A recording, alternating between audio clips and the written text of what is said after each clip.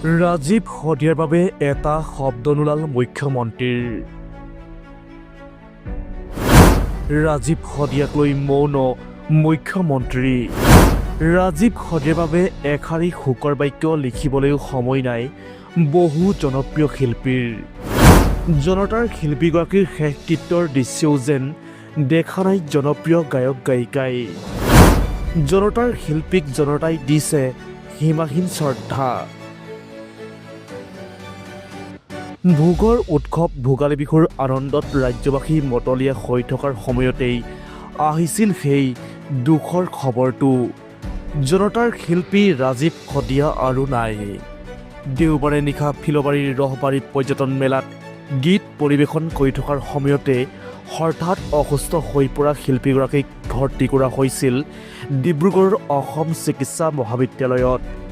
তাতেই সোমবাৰে শেষ নিশ্বাস ত্যাগ কৰে জাতি মাটি ভেটি গীত গাই যোৱা শিল্পীগৰাকীয়ে। হৃদৰোগত আক্ৰান্ত হৈ শিল্পীগৰাকীৰ মৃত্যু হ'ল বুলি চিকিৎসালয়ৰ কৰ্তৃপক্ষই প্ৰকাশ কৰে। জাতিটোলৈ অহা সংকেত নিজৰ গীতেৰে দেখুৱাই দি জনতাক সজাগ কৰা শিল্পীগৰাকীক শেষকৃত্য মঙলবাৰে সম্পন্ন কৰা হয়।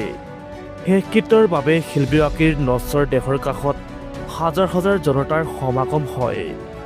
একেদৰে সামাজিক মাধ্যমতো শিল্পীৰ পৰা আদি কৰি ৰাজনৈতিক নেতাসকলেও তেওঁক আত্মাৰ সদ্গতিৰ লাভ কৰক বুলি সমবেদনা জ্ঞাপন কৰিছে। কিন্তু লক্ষণীয় কথাটো হ'ল যে জনতাৰ শিল্পীগৰাকীৰ মৃত্যুৰ 3 দিনৰ পিছতো এটা শব্দও লিখা নাই মাননীয় মুখ্যমন্ত্ৰী মহোদয়ে। ইয়াকে লৈ এতিয়া বিভিন্নজনে সামাজিক মাধ্যমত প্ৰশ্ন কৰিছে।